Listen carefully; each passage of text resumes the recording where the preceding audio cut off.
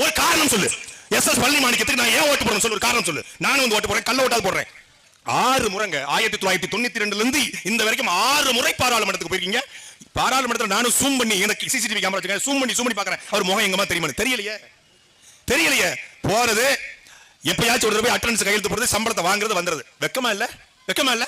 Fortuner கார்ல கருப்பு soap கொடியை கட்டிக்கிட்டு கருணாநிதி படத்தை வச்சு தெரியல. வெக்கமா இல்ல உங்களுக்கு? மக்கள் பணத்தை வாங்கி தின்று விட்டு அந்த மக்களுக்காக ஒரு நாள் கூட பாராளுமன்றத்தில் பேசாத நீங்கள் அந்த காசை தொடும்போது வாங்கும்போது வெக்கமா இல்ல உங்களுக்கு?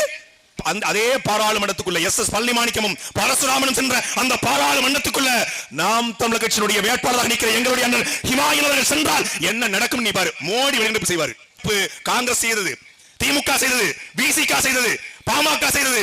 நீங்கள் அண்ணன் ஹிமாயினுக்கு ஓட்டு போட்டு பாராளுமன்ற உறுப்பினராக அனுப்பினால் நான் சத்தியம் விட்டு சொல்வேன், பாரதிய ஜனதா கட்சியுடைய பாராளுமன்ற உறுப்பினர்கள் வெளிநடப்பு செய்யலாம். அப்படிப்பட்ட ஒரு ஆகச்சிறந்த அறிவாளி தர்க்க ரீதியாக பேசுவார்.